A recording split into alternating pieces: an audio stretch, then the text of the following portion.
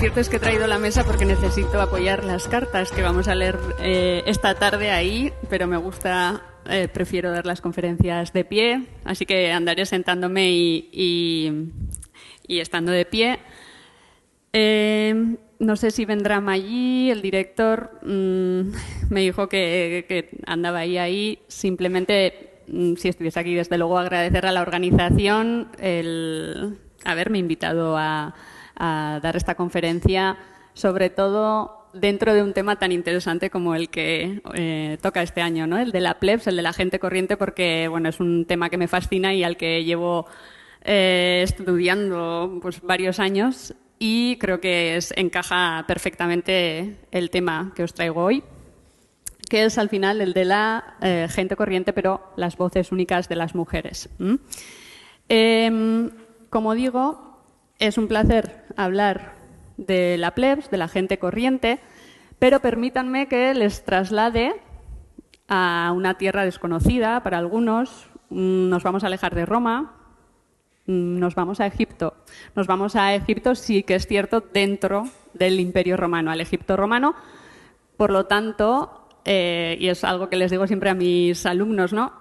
Esta época está más cerca de nuestros días que de estos antiguos egipcios de la época faraónica, para que nos situemos un poco en el tiempo. Y dado que es un contexto diferente, extraño, para algunos exótico, ¿no? Sí me gustaría dedicar una primera parte de la conferencia a explicar el contexto histórico. Creo que es necesario que entendamos cómo se vivía en Egipto en aquella época y, por supuesto, qué documentos os traigo, qué fuentes. Cuando hablo de cartas de mujeres, ¿de qué estamos hablando? ¿Sí? Entonces, en una primera parte de la conferencia voy a intentar explicaros este aspecto y luego ya vamos a dar protagonismo a las cartas, que es al fin y al cabo el objetivo de esta conferencia, y pues las voy a contextualizar y las voy a analizar con ustedes. Antes que nada, voy a comenzar ya con un mensaje. Sin ningún contexto, os lo voy a leer. Y dice: Apolonia y Eunus a sus hermanas Rasión y Demarión, saludos. Si estáis bien, es bueno. Nosotras también estamos bien. Deberíais encender la lámpara del altar y sacudir los cojines. Dedicad vuestra atención a aprender y no os preocupéis por madre, porque ella ya está bien. Esperadnos hasta pronto. Postdata: no juguéis en el patio, sino portaos bien dentro. Sed buenas y quedaos dentro. Cuidad de Titoas y Efairos. Sí, os lo he leído a propósito rápido, porque si lo leo así rápido por encima, quito los detalles de los nombres y demás, podría tratarse perfectamente de un mensaje que recibo de mi madre o de mi hermana diciéndome: oye, Amaya, haz esto, estas tareas, hoy he hecho esto, una tarea tal, cuídate, pórtate bien, estudia, ¿no? Por lo tanto, sí que es cierto que si se tratase de la actualidad ya estaríamos hablando del WhatsApp. Ahora vamos a reflexionar cuánto utilizamos el medio escrito hoy en día. Pero lo cierto es que son estas acciones de lo cotidiano, si nos ponemos a pensar, que normalmente solemos compartir con la gente de alrededor, ¿no? Le escribimos a nuestra madre, a nuestras hermanas, las que configuran nuestro día a día. Nuestro día a día se basa en acciones corrientes, nada extraordinarias, que a mi parecer también eran las que modulaban la vida de los hombres y de las mujeres del mundo antiguo. No podemos olvidar que más allá de las gestas de Trajano, de los Escipiones, del gran Cicerón, el Estado romano dependía de su plebs, de la plebe, a la hora de recaudar impuestos, a la hora de engrosar las filas de sus legiones, a la hora de construir, como veíamos ayer, a la hora de votar, seleccionar a los políticos, ¿no? Por lo tanto, igual que ahora, yo quiero pensar que en la antigüedad la plebs, la gente corriente, era, al fin y al cabo, la base de esos grandes imperios como el romano. Y en este punto tenemos que reflexionar en torno a la historiografía, que, si bien ha estado durante décadas pendiente de esa historia producida y protagonizada por las élites, varones, lo cierto es que a lo largo de las últimas décadas sí que ha empezado a integrar nuevos planteamientos, nuevas fuentes, a través de las cuales hacer diferentes preguntas y, por lo tanto, acercarnos a esa gente que constituye la mayoría de la población, igual que en la antigüedad, y que al final es el objeto de estudio de esta conferencia. Bien. No hay una fuente que nos dé tantos detalles sobre la gente corriente, sobre la plebe, como los papiros. Los papiros saben que proceden de Egipto y son una fuente en la que encontramos testamentos, cartas, contratos de matrimonio, una serie de documentos que nos acceden prácticamente desde un punto de vista privilegiado al día a día y a los diferentes ámbitos de la sociedad. Estamos hablando, como digo, de contratos de compraventa, de testamentos y la fuente papirácea que me gustaría traerles aquí serían las cartas. Estas fuentes, como digo, nos ofrecen una visión única de esa gente corriente, de la plebe, y dentro de esa gente que constituye la mayoría de la sociedad, de ese pueblo, están una gran mayoría, o por lo menos la mitad de la población, que son las mujeres y que sabemos que están infrarrepresentadas en la mayoría de las fuentes del mundo antiguo y, por lo tanto, es interesante ya que los papiros nos dan acceso también a la vida de las mujeres que, como digo, aparecen tanto comprando casas, casándose y en otras muchas facetas de sus vidas, y sí tenemos evidencias gracias a estos papiros. Sin embargo, yo creo que dentro de estos papiros, como digo, que tienen ya valor en sí para acercarnos a una gente diferente, a la gente corriente, las cartas nos ofrecen un testimonio más directo, más espontáneo, diría yo, y sin intermediación masculina. Vamos a ver el contexto, como digo, para poder acceder a eso, pero nos están ofreciendo un acceso a unas voces que jamás se imaginaron que 2000 años más tarde alguien iba a estar leyendo ese contenido. Son unas cartas que se han creado exclusivamente para dar un mensaje a una persona conocida y ya está. Tenemos que diferenciarlas en este sentido de las grandes epístolas de Séneca, Plinio, que esas fueron redactadas, algunas por lo menos, para ser luego posteriormente publicadas. Hay que diferenciar eso, por lo tanto. Sin duda, la calidad y la cantidad de documentación es una de las particularidades del Egipto romano. Sabemos que Egipto fue conquistada por Roma tras la batalla de Accio, ¿no?, que enfrentó las tropas del futuro emperador Augusto con Marco Antonio y Cleopatra. Y lo cierto es que la llegada de Roma a Egipto va a empezar una nueva etapa en esta tierra del Nilo, que está marcada por cambios, pero también continuidades de ciertos elementos, ¿sí? La administración romana va a heredar, por ejemplo, como tienen aquí, esa división administrativa basada en el nomo como distrito, digamos la unidad básica de la administración, y que ya viene utilizándose desde época faraónica y sobre todo en la época de los Ptolomeos, de los Lágidas, que será la dinastía anterior a la llegada de Roma. Y, sin duda, lo que también van a heredar los romanos es una sociedad totalmente diversa. Pensad que estamos hablando de una tradición egipcia, de una cultura egipcia predominante en el terreno, más la llegada de muchas potencias extranjeras que son al final las que van a gobernar en Egipto en su último milenio. Entre ellas, como decía, los Ptolomeos, que van a traer una cultura griega y, por lo tanto, tenemos una mezcla dentro de la sociedad egipcia que es verdaderamente asombrosa. Pensad que es el momento en el que, diríamos, se unen en el mismo lugar las tres grandes civilizaciones del mundo clásico: Roma, Grecia y Egipto. Por lo tanto, no hace falta que insista en la riqueza que tiene esta sociedad y la complejidad. La complejidad que se nota no solo en esta complejidad social que digo, sino en el pluralismo, por ejemplo, jurídico. Vamos a tener diferentes tradiciones legales funcionando al mismo tiempo.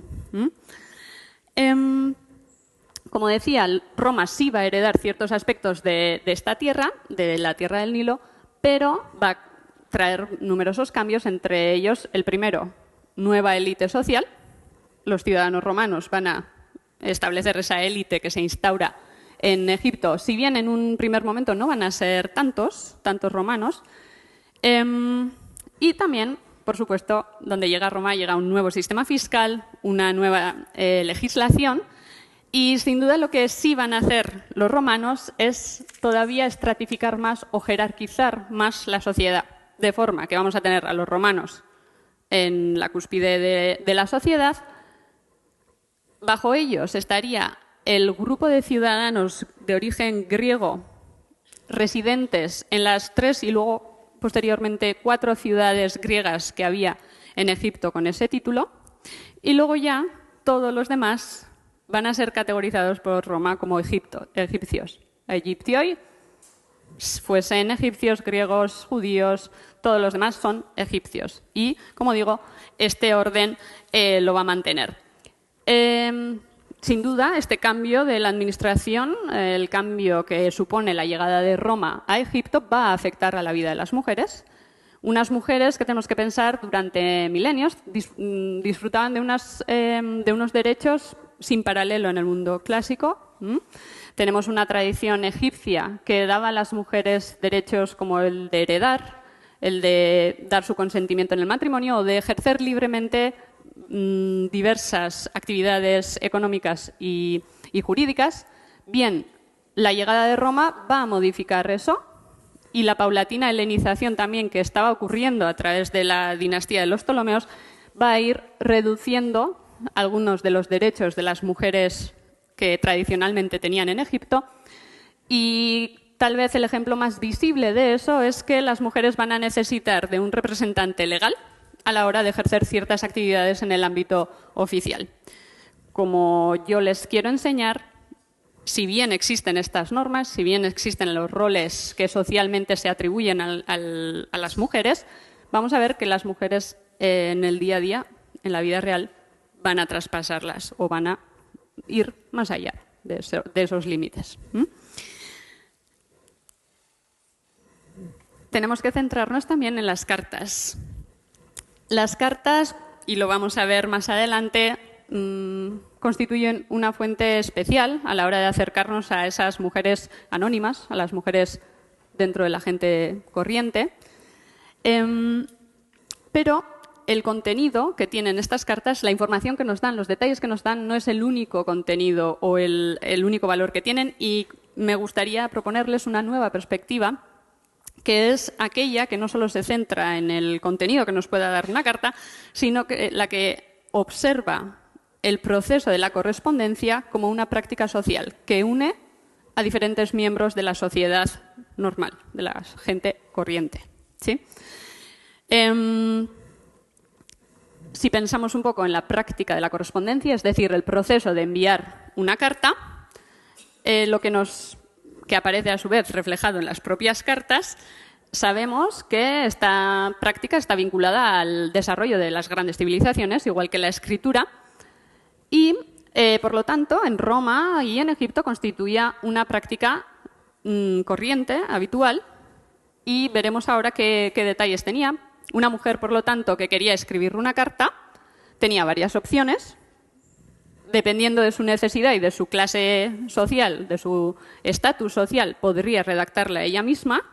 En efecto, las mujeres, algunas de las mujeres, como lo dejan claro en las cartas, saben escribir. O tendría la opción de encargarle la redacción de la carta a un escriba, a un trabajador o incluso a un familiar que supiese escribir, a alguien, a un vecino, a un familiar. Aquí también tenía diferentes opciones. Podía directamente dictarle la carta o decirle algunas nociones y que la persona se encargase de redactarla. Incluso, como lo demuestran las propias fuentes, ahí tenemos cartas en las que el escriba empezará redactando la carta, pero luego es la mujer la que introduce ciertos saludos, una postdata, un pequeño recordatorio con su propia mano, de forma que en el papiro vamos a encontrar más de una escritura diferentes. Una vez escrita la carta, la enrollaríamos, como aparece en la imagen, y le pondríamos una pequeña marca para asegurarnos de que no se abría durante el trayecto.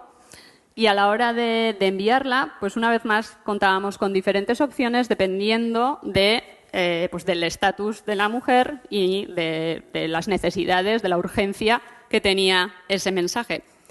No contábamos con un servicio de correos, sí que había uno oficial, pero estaba exclusivamente reservado para la administración o para los soldados.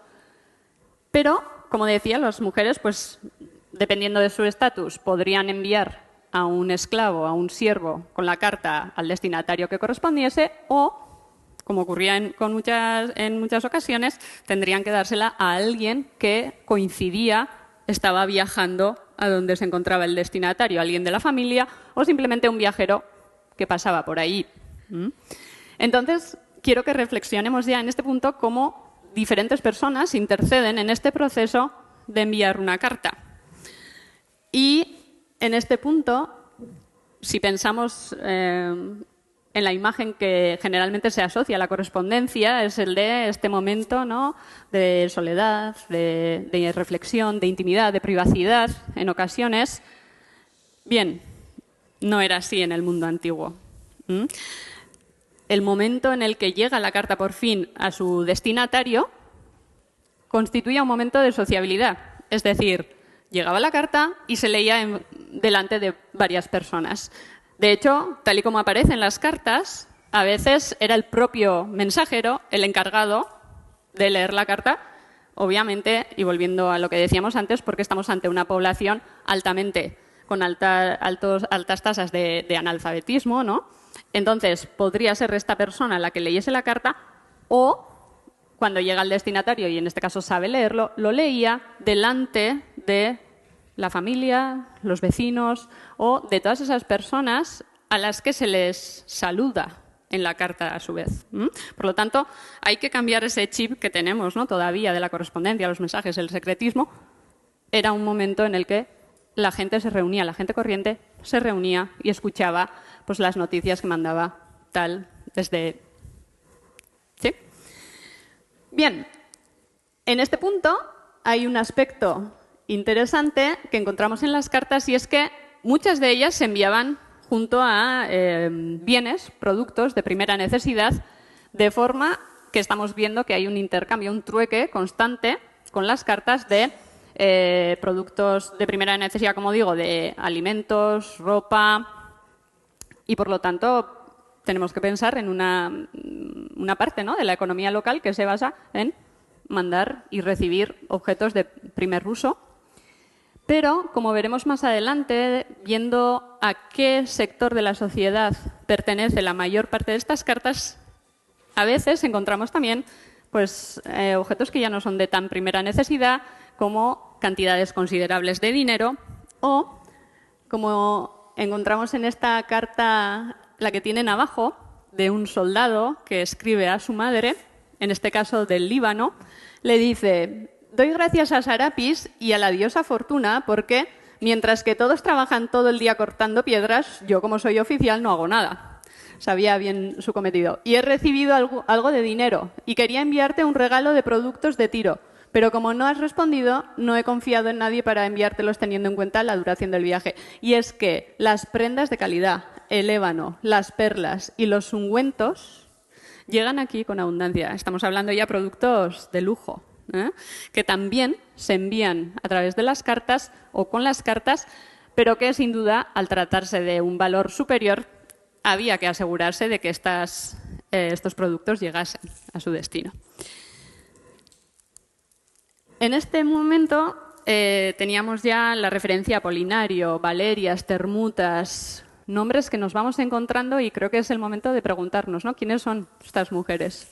¿Quiénes son las protagonistas de estas cartas? ¿Quiénes las escriben?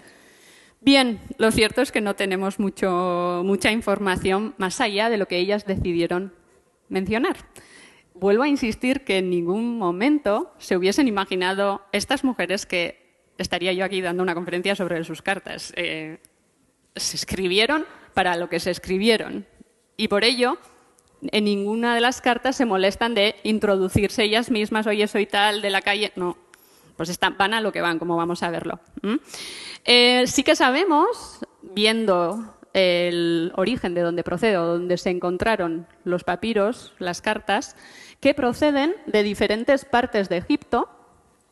De hecho, prácticamente todos los gnomos están representados en las cartas que conservamos, si bien es cierto que, dada la distribución irregular y la conservación irregular de los papiros, tema en el que no voy a incidir mucho, la mayor parte de las cartas procederían de esa zona del Medio Egipto y, en concreto, del Fayum, que puede que nos suene precisamente por estos retratos de momias que se han encontrado, que es una región, como ven, cerca del lago Moeris, por lo tanto es un oasis, que ya desde época de los faraones era un territorio en el que residía la población, pero ya sobre todo con la llegada de los Ptolomeos y la llegada con ellos de los mercenarios griegos, van a empezar a construirse aldeas, como por ejemplo esta, Caranis,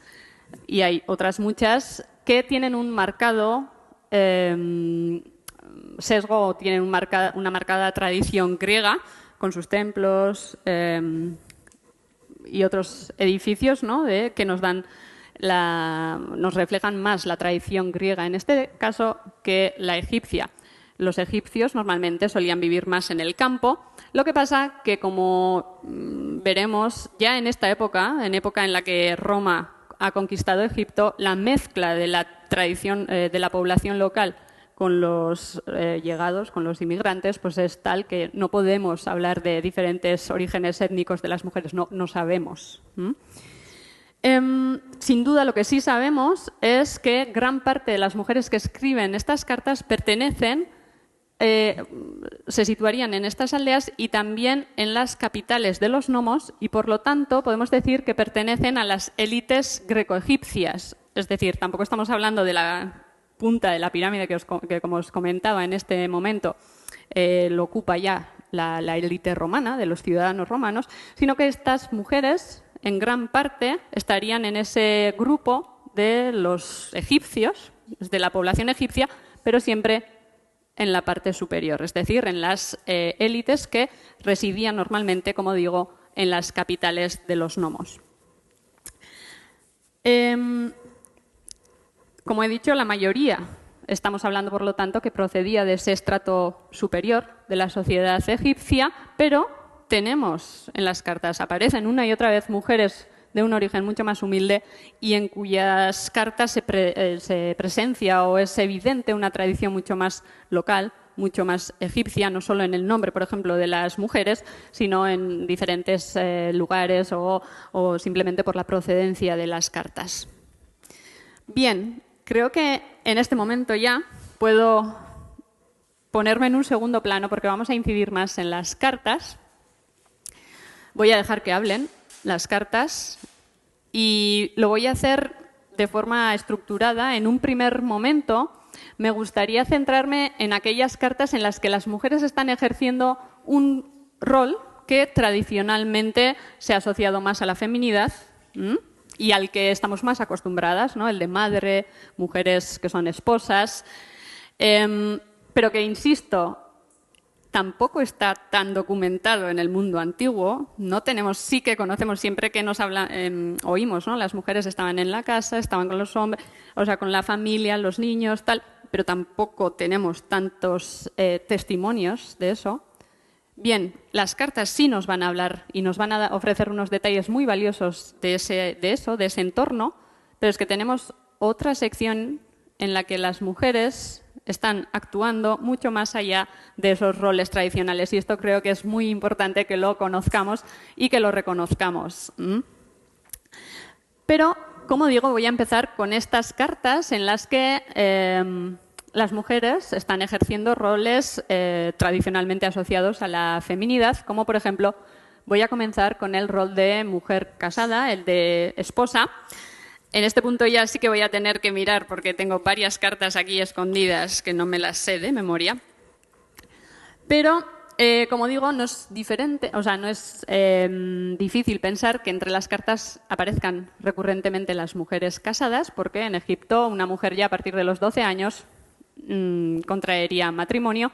Si se trata de una mujer en el entorno griego, más, como os digo, el entorno del que proceden la mayor parte de estas mujeres, la ceremonia del matrimonio sería una ceremonia privada que se sellaría con la entrega de la dote por parte de la mujer y también el traslado físico de la mujer a la familia del hombre. Por lo tanto, eso era el matrimonio en el Egipto romano y aparece con frecuencia mencionado o referenciado en las cartas. En este punto tenemos que hablar de una particularidad, una curiosidad que tiene Egipto, que son los matrimonios entre hermanos. Tal vez no os sorprenda porque en el antiguo Egipto, ya entre los faraones y sobre todo dentro de la dinastía de los Ptolomeos, era frecuente que los dirigentes se casasen entre hermanos. Pero lo que nos encontramos con la llegada de Roma es que no solo estos matrimonios desaparecen, sino que son habituales, son corrientes. Matrimonios, por lo tanto, consanguíneos, incestuosos, que en el resto del mundo, no solo ahora, sino en la antigüedad también, eran un tabú, ¿no?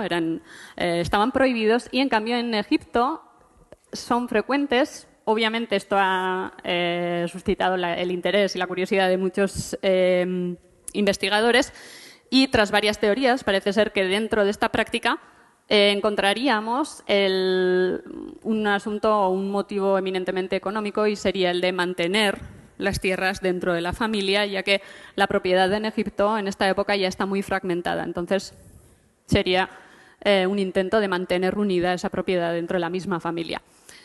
Otro tipo de matrimonios que me sorprenden o que me gustaría compartir aquí son aquellas uniones que surgen entre soldados romanos o de las tropas auxiliares de Egipto y mujeres locales, ya que estos matrimonios también estaban prohibidos por la tradición, por el derecho latino. No estaban reconocidos por el derecho latino, como digo, durante los años de servicio del legionario, y en cambio las cartas y otros papiros pero nos están dando constancia que eran comunes, que eran frecuente que una mujer local del Egipto romano estuviese o mantuviese una unión, incluso estuviesen casados, si bien este casamiento no estaría reconocido, con una mujer local. Tenemos que pensar que esto resultaba en realidad negativo para las mujeres y también para los futuros o posibles hijos que podría tener la unión, porque al no estar registrados, al no estar reconocidas las uniones, no estaban tampoco reconocidas los derechos que podía tener la mujer, por ejemplo, de recuperar la dote o de algún acceso a la ciudadanía romana o a los privilegios que podía tener los romanos. Si bien es cierto que la legislación romana va a cambiar a partir del siglo II a este respecto, y sí se van a reconocer, por ejemplo, los hijos.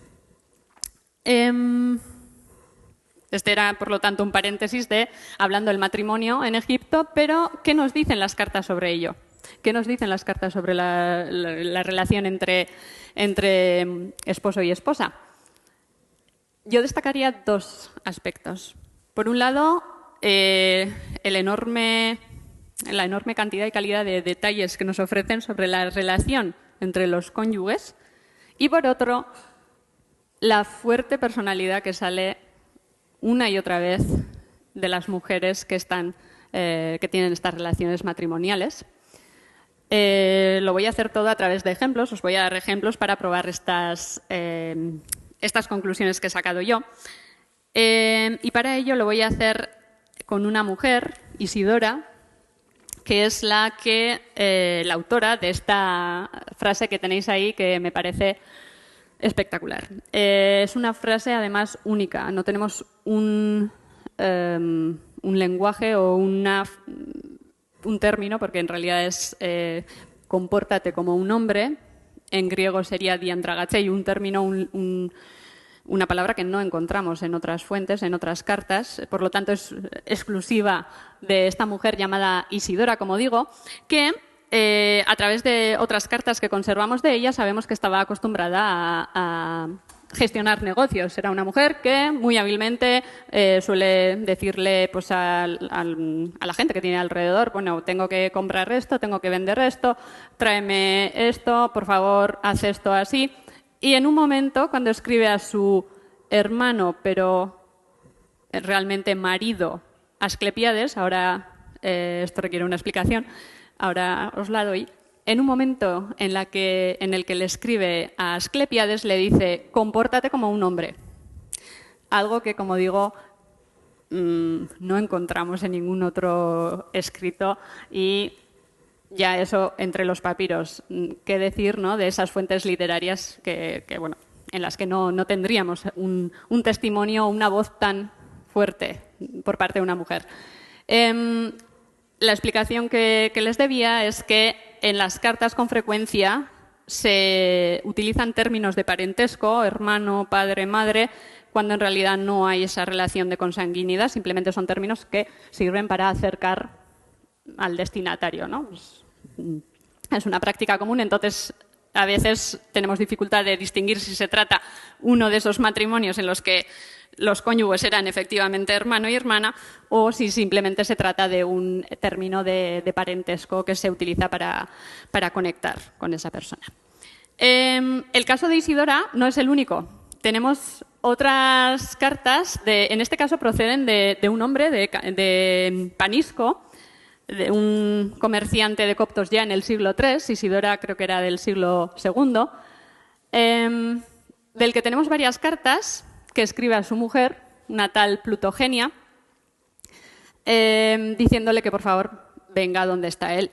Pero son 3 o 4 cartas en las que constantemente le está diciendo, por favor, ven aquí, te echo de menos, ven aquí, ven aquí. Y en algún momento ya, en la 4ª o 5ª carta, parece ser que ya pues, está un poco frustrado y le dice literalmente, si quieres algo, lo haces sin tenerme en cuenta, al igual que otras mujeres de mi familia. Es decir, la personalidad que veíamos en Isidora se repite, en este caso, en la familia de Panisco y vemos que son mujeres, bueno, que por lo menos están actuando libremente y que ponen los límites que necesitan. Esta personalidad o esta independencia de las mujeres no es exclusiva de estas relaciones entre marido y mujer, sino que también sale a la luz cuando otras personas interceden en el matrimonio y cuando digo otras personas digo directamente la suegra. La suegra. Así tenemos esta carta de Didimarión a Panisco, a su yerno, en la que le dice, mira, quiero que sepas que mi hija está muy molesta con tu madre. Y es que ella me escribió, si ella pasa otro mes más conmigo de esta manera, me tiraré al mar. Y no es el único ejemplo. En este caso tenemos otra, pero sería la que le escribe la suegra, en este caso, a su yerno y le dice, hablando de su esposa, le dice, ella no confía en ti, nadie puede amarte porque ella te moldea según su ventaja. Por lo tanto, no es único el caso de Isidora en el que vemos mujeres que en unas relaciones matrimoniales, relaciones que no podemos olvidar son relaciones de poder, bueno, pues están en su sitio. Pero no son todo tensiones dentro del matrimonio o conflictos. Tenemos también auténticas muestras de afecto, de cariño entre los cónyuges, como esta carta que también sobresale, igual que el concepto que os he marcado de Isidora sobresale. No tenemos un lenguaje tan cuidado normalmente entre las cartas y dice, didime a Apolonio, su hermano, y Sol, quiero que sepas, debes saber que no veo el sol porque tú estás fuera de mi vista. Y es que no tengo otro sol como tú. Entonces, bueno, es un lenguaje, insisto, muy cuidado al que no estamos acostumbrados en estas cartas, pero que nos muestra que no era todo pues eso, conflicto, sino que también había estas relaciones más serenas, más bonitas. El de esposa, por lo tanto, es uno de los roles tradicionales al que estamos más acostumbrados y les he traído solamente una muestra de cómo las cartas reflejan o atestiguan estas relaciones, que ya creo y espero que ponga en cierta duda o por lo menos nos choque, porque no estamos acostumbrados a escuchar estas voces tan espontáneas, tan directas por parte de las mujeres en las fuentes antiguas. En este sentido, sí, insisto, las cartas son diferentes. Sin duda, junto con el de esposa, si hay otro rol que comúnmente se asocia al de las mujeres, es el de madre, ¿no? La maternidad. La maternidad, una vez más, aparece reflejada en las cartas con todo detalle en cada etapa del proceso, del largo proceso que puede constituir la maternidad. Si empezamos desde el principio, por ejemplo, el embarazo aparece constantemente mencionado en las cartas y lo curioso no solo es que aparece bien documentado, sino que siempre que aparece, las mujeres se ayudan entre ellas o hay una referencia a la asistencia por parte de las mujeres, lógicamente, a la hora del parto, que simplemente tenemos que pensar en lo que podía ser un parto hace 2000 años, ¿no?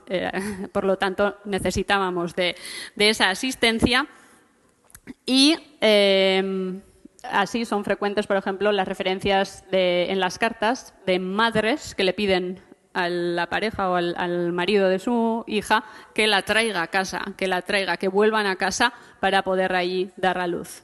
Esa asistencia, no solo entre madre e hija, sino entre mujeres dentro de la misma familia o de otras familias, de vecinas, para dar apoyo o ayudar en el momento del parto, es frecuente en las cartas.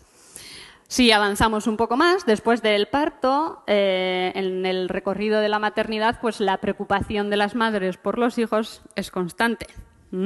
Y de eso dan amplio testimonio las cartas, como por ejemplo esta que tenéis arriba, en la que le dice una madre a su marido: haz todo lo que puedas para posponerlo todo y ven mañana. El niño está enfermo, está delgado y lleva 6 días sin comer. Ven aquí para que no muera mientras no estás. Cuidado, porque si muere en tu ausencia, puede que Festión descubra que me he ahorcado.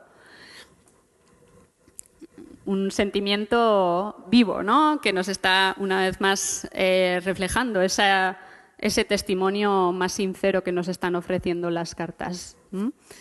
Y, como digo, estas muestras de preocupación por la salud, por el bienestar de los hijos, son frecuentes entre los papiros que estudiamos. Esta preocupación también se traslada en un control o en una autoridad que ejercen las mujeres en relación a muchas facetas de sus hijos, de la vida de sus hijos, como puede ser la educación, el trabajo, la gestión de sus propiedades. Y les he traído otro ejemplo, el que tienen abajo, en el que una mujer está, no tenemos mucho contexto, pero sabemos que ha estado negociando por lo menos el contrato de aprendizaje de su hijo y por lo tanto le escribe al maestro, un poco enfadada en este caso: si pretendes regañarlo de esa manera, enviaré a Ptolomeo para que le traiga. Cuando su padre falleció, di por él 1.300 dracmas y gasté 60 dracmas por su vestimenta. Por lo tanto, para de intentar persuadirlo para que esté lejos de mí. Ahora, por favor, envíame la paga. Una mujer que ha estado en el momento en el que se sella el contrato de aprendizaje de su hijo presente y le está diciendo los términos o le está recordando los términos, en este caso al maestro. Antes de pasar a la siguiente carta, esta práctica que vemos de esta presencia de las mujeres en las diferentes actividades de sus hijos nos está demostrando el reconocimiento del derecho de la madre sobre la vida, en este caso el trabajo, las actuaciones de sus hijos, un derecho que está reconocido en el derecho egipcio desde época faraónica, y que parece ser que se mantiene en esa mezcla y en esa diversidad plural que os decía que existía ya en época romana. Estaríamos hablando, por lo tanto, de una materna potestas que constituye un poder de la madre sobre las actuaciones y las acciones de sus hijos y que sería impensable, por ejemplo, en Roma o en Grecia, ¿no? En otras sociedades del mundo antiguo, en el que es el padre, el pater familias, el único que tiene ese derecho sobre la vida de sus hijos, ¿no? La vida y muerte de sus hijos. Por eso quería puntualizarlo. Siguiendo con la maternidad, por lo tanto, llegamos a la etapa en la que los niños se hacen mayores, pero los padres también. Y en este sentido, sabemos que en el mundo clásico existía el deber, ¿no?, de cuidar de los padres y de las madres ya cuando se hacían mayores. De hecho, las referencias a la pietas filial son constantes en Roma, ¿no? Y en Egipto, en el que, como decimos, pues impera la tradición griega, tenemos esa palabra que es gerotrofia o geroboskia, que significa literalmente alimentar a la persona mayor. Y, como digo, pues tenemos muestras de esta práctica también en las cartas y les he traído esta carta que me parece preciosa, en este caso de unos ciudadanos romanos, de una familia de ciudadanos romanos residente en Egipto, cuya cabeza de familia sería una mujer llamada Saturnila, y en este caso conservamos cartas de ella, pero sobre todo de sus hijos, y aquí la carta que os traigo pertenecería, por lo tanto, a dos de sus hijos, un hermano que le escribe a otro y le dice lo siguiente. He sido informado que sirves a nuestra madre a regañadientes. Te suplico, querido hermano, no le hagas entristecer con nada. Y si alguno de nuestros hermanos la contradice, debes abofetearlo. Ahora debes tomar el nombre de padre. Sé que si mis escritos eres capaz de hacerla feliz, por lo que no te enfades por esta carta de reprimenda. Y es que debemos venerar a nuestra madre como a una diosa, especialmente a una madre tan buena como la nuestra. Te he escrito esto, hermano, porque y se corta ahí, soy consciente del valor que tienen nuestros padres. Y ahí continúa la carta. Por lo tanto, creo que es una imagen o un ejemplo muy interesante de lo que os acabo de comentar, esa necesidad o esa tendencia esa tradición de cuidar de los mayores.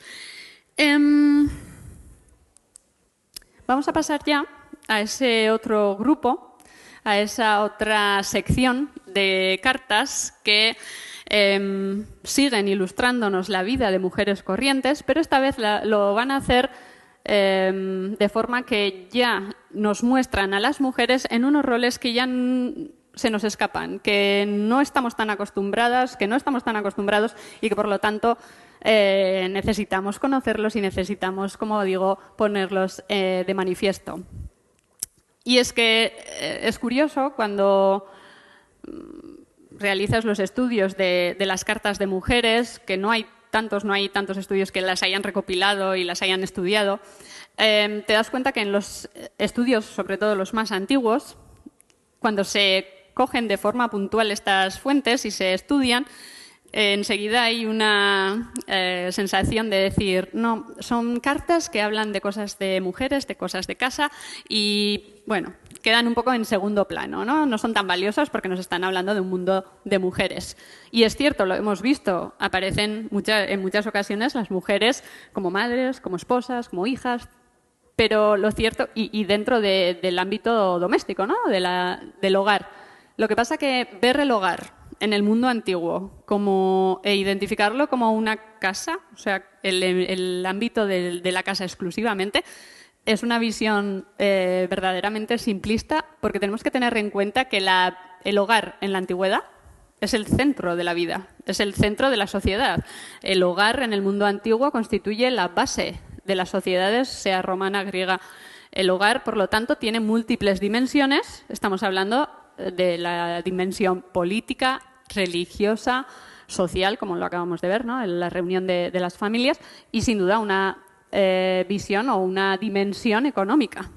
Por lo tanto, tenemos que dejar un poco de imaginarlos a esas mujeres exclusivamente dentro de cuatro paredes, porque precisamente estas múltiples dimensiones que tiene el hogar les van a exponer a experiencias que van más allá de esos roles que acabamos de ver.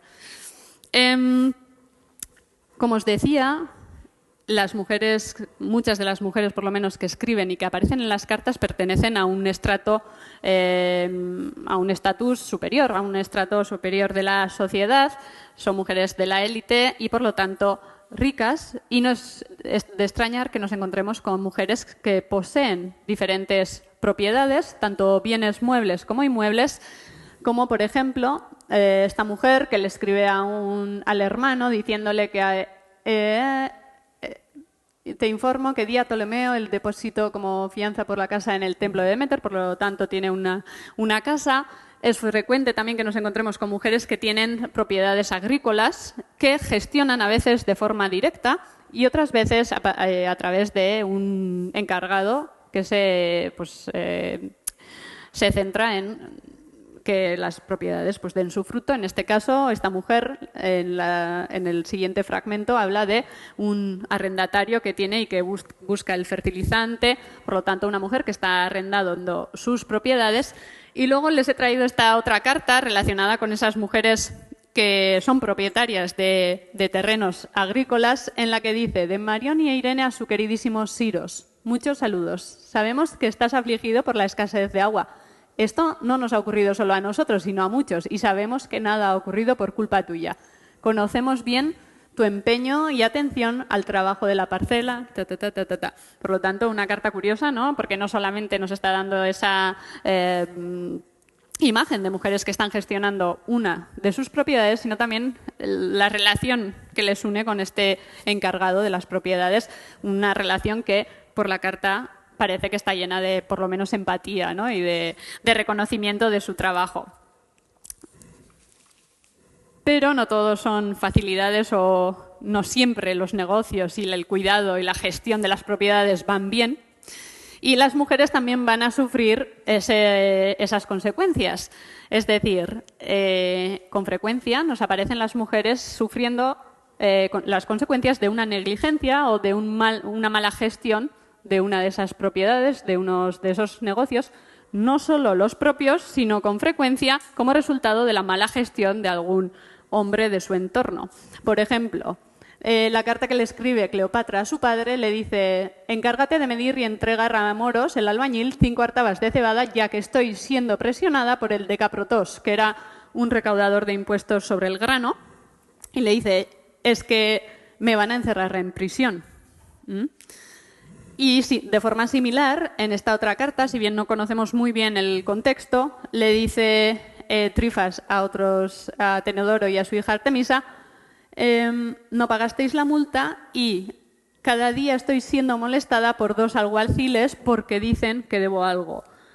Parece ser que dentro de esta práctica de encerrar a las mujeres o de hacerlas culpables de una mala gestión de las propiedades o negocios de los hombres de su entorno, estaría la creencia por parte de la administración romana de que el hombre, en este caso, podría restaurar la deuda con más facilidad si le dejaban libre y encerrasen en cambio a la mujer.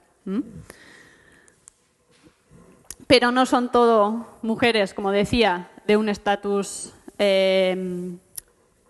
ricas, ¿no?, propietarias, sino que también nos encontramos con mujeres humildes, trabajadoras, que con frecuencia están trabajando en oficios eminentemente o más asociados a la feminidad, como puede ser el de sacerdotisa, el trabajo textil, peluqueras, tenemos nodrizas, sino que también aparecen referidas en las cartas mujeres que ya están ejerciendo en otros oficios tradicionalmente más masculinos, como puede ser el de la educación. Hemos hablado, ¿no?, de esa sociedad eminentemente analfabeta y, por lo tanto, las mujeres, en el caso de tenerlo, tenían un acceso a la educación básica. Entonces, encontrarnos a mujeres que son profesoras, bueno, pues nos está hablando también de esa presencia de las mujeres corrientes en oficios que no son simplemente los reservados a su sexo, entre comillas. Es curiosa en esta carta que os he puesto ahí sobre las nodrizas. En esta carta, como digo, resulta curioso porque 2 mujeres están intentando convencer a una tercera que se meta a nodriza, que ejerza como nodriza, y no solo le dicen que se va a sentir realizada y que se va a sentir muy bien, sino que le dicen, además, vas a ganar un salario más alto porque se trata de un niño que es libre, no esclavo. Entonces, insisto, una cantidad de detalles sobre las mujeres corrientes que están trabajando que no tenemos, que no aparecen en el resto de fuentes literarias. No solo están las mujeres en las actividades económicas, sino que con frecuencia las cartas reflejan a mujeres que están actuando en el ámbito público, en este caso una mujer que ha presentado su petición al prefecto. Una petición era una queja. Entonces, una mujer que se queja directamente al prefecto, el gobernador de Egipto. No sabemos por qué motivo, pero por lo tanto está actuando ya fuera del ámbito económico, en el ámbito oficial, y como digo, no es el único ejemplo, sino que no solo tenemos referencias en las cartas al respecto, sino se han conservado muchos documentos, muchos papiros, que son específicamente esos, son peticiones realizadas por mujeres a diferentes oficiales de la administración, a diferentes empleados públicos, diciendo, bueno, pues bien quejándose por algún maltrato, por la falta de derechos, o son múltiples los motivos por lo que lo hacen. Y ya, para finalizar, me gustaría hablarles de un grupo de mujeres que son tal vez las que más nos sorprenden. Hemos visto hasta ahora, como recordatorio, mujeres que ejercían o cuya experiencia se desarrollaba en unos roles más tradicionales. Y también acabamos de ver mujeres cuya presencia es activa, están actuando en ámbitos que no son solo los propios del hogar. Y como les digo, tal vez el grupo de mujeres que más nos sorprenden cuando leemos las cartas son todas aquellas que están viajando en el mundo antiguo. Mujeres que están viajando solas, a veces, solas o acompañadas en Egipto. Algo que, como digo, nos está demostrando esa libertad, esa presencia activa de las mujeres mucho más allá de los límites que le imponen tanto el derecho, pero también las normas o los roles de género.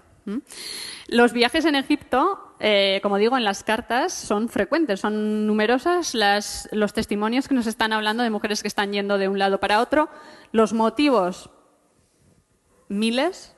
Normalmente son el resultado de esas actuaciones que decimos que emprenden las mujeres fuera del ámbito del hogar, para atender un negocio, para ir a gestionar la propiedad, para ir a visitar ¿sí? O sea, son extensión de esos roles que estamos viendo, de esa presencia activa.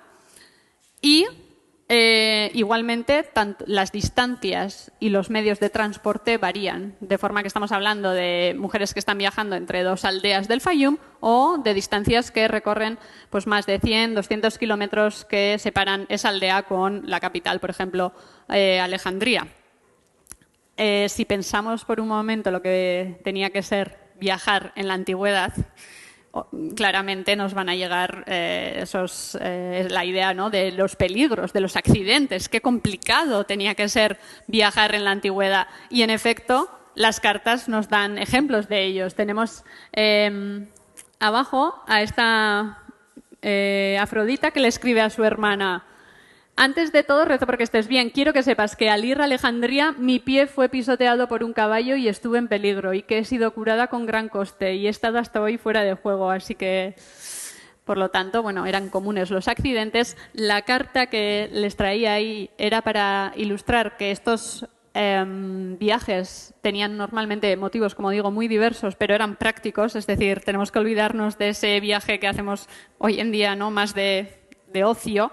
Eran viajes prácticos. Por eso le dice, ¿no?, escríbeme también para que no viaje inútilmente de este lugar a aquel, no voy a estar perdiendo el tiempo, ¿no?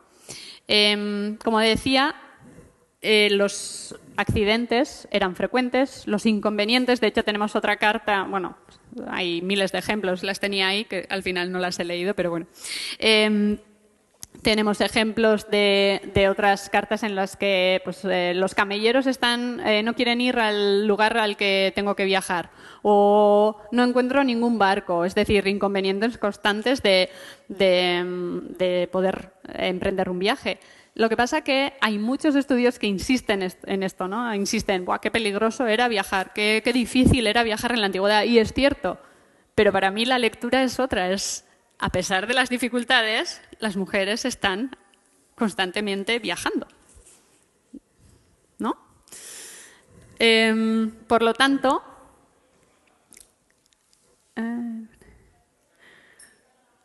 este era el de los otros inconvenientes que nos encontramos, ¿no? Que los camelleros no quieren ir a ese sitio.